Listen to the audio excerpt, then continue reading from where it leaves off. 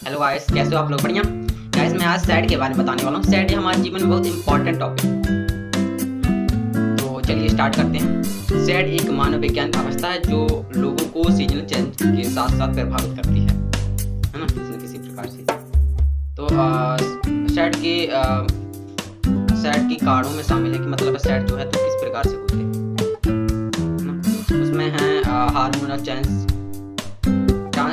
Neurotransmitter imbalance, physiological factors, environment factor. जो हमारा hormonal change है वो शरीर की वृद्धि के हिसाब से हार्मोनल चेंज होते हैं। जैसे मान लीजिए फीलिंग्स हो गई, इमोशंस, व्यवहार, है ना, और भी कई सारे जो बदलाव होते हैं, तो उससे हमें हार्मोनल चेंज देखने को मिलता है।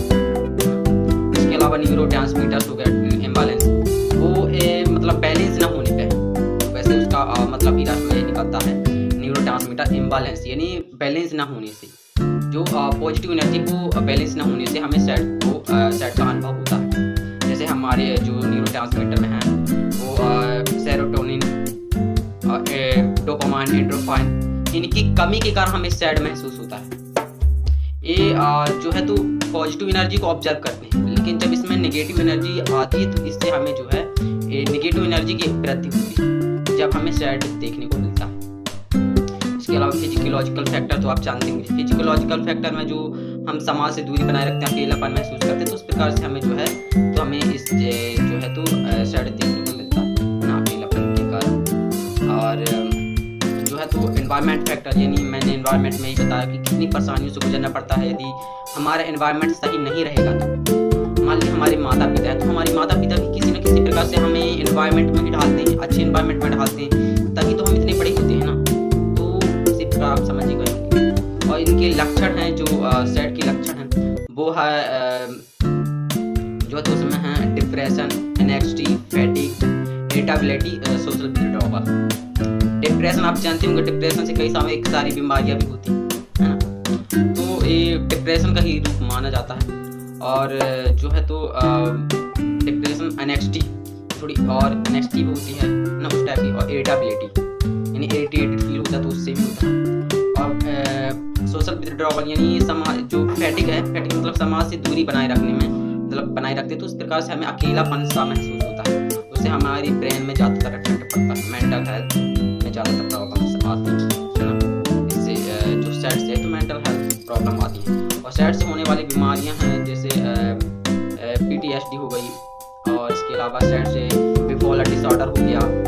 बिपोलर डिसऑर्डर के बाद और भी कई सारी मेंटल हेल्थ बीमारियां हैं जो कि ये इससे देखने को मिलती हैं, है ना। तो हमें इसे किसी न किसी प्रकार से जो है हमें खुश रहने की, मैं इसका अगली क्लास में ही बताऊंगा आपको, ठीक है। इसके अलावा जो है तो हमारे सोशल में भी, यानी समाज में भी किसी न किसी प्रकार से बुरा इफेक्ट पड़ता है इसका। अब जैसे मान लीजिए कि सोशल में जो इफेक्ट है, इससे अब यदि हम सैड रहेंगे, हम अच्छे से नौकरी नहीं कर पाएंगे, हमारा रिलेशनशिप बिगड़ जाएगा किसी न किसी प्रकार से।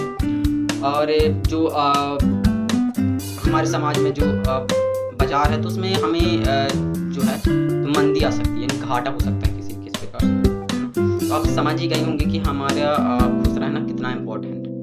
तो अब मैं ये नहीं कहता कि भाई प्रॉब्लम्स खत्म करो किसी प्रकार से, जिससे कि हमें सैड का अनुभव ना हो। मैं ये नहीं कह सकता कि सैड खत्म हो जाएगी, बट हमें ये कोशिश करना है कि हम किसी भी बड़ी परिस्थिति में, किसी भी बड़ी प्रॉब्लम्स में यदि हम खुश रहेंगे और खुश रहकर काम करेंगे, अपने समाज को आगे बढ़ाने की कोशिश करके, तो हम कभी ना कभी सफलता की ओर अग्रसर होंगे, सफलता की ओर आगे बढ़ेंगे। तो मेरा मानना यही है कि आप जो है तो इसे कम करिए, है ना। और आप क्या सोचते हो? सैड के कारण कई सारी ऐसी प्रॉब्लम्स होती हैं जो कि हम सोच ही नहीं सकते, है ना। जो कि कुछ लोग ये भी सोचते हैं भाई कि जो जिसके मैंने उस प्रसिद्धि की वीडियो में बताया था कि जो लोग समझते भाई पैसा ही सब कुछ होता है, तो मैं नहीं मानता कि पैसा सब कुछ होता है, ठीक है। हमें कुछ व्यवहार भी, अपने रिलेशन भी बनाना चाहिए, जिससे कि हमें बाद में कोई दिक्कत ना हो, परेशानी ना हो, है ना। यानी हर एक चीज़ की ज़रूरत समय समय पर पड़ती है हर एक इंसान को। हमें किसी न किसी प्रकार से हर एक चीज़ मेंटेन करके चलना चाहिए, है ना। तो मुझे तो यही लगता है, और आपको कैसा लगता है ना, आप कमेंट करके बताइए। So thank you so much देखने के लिए। और इसके अलावा जो है तो समाज के इसमें जो बुरा इफेक्ट पड़ता है। और सोशल मीडिया है तो इसमें मैं ये कहूँगा कि जो एआई बढ़ रही है, तो एआई है जो, तो एआई को हमें इस प्रकार से रोकने की कोशिश करना कि भाई ये बुरा इफेक्ट ना डाले, सोशल मीडिया का उपयोग करें लेकिन उन चीज़ों को उपयोग ना कर पाए जिन चीज़ों की हमें उन्हें आवश्यकता नहीं है। ठीक है, तो हमें सावधानी से चलना है और एआई के बारे में ज़्यादा सोचना, क्योंकि एआई बहुत ही डेंजरस है। तो आप समझिएगा क्यों होंगे।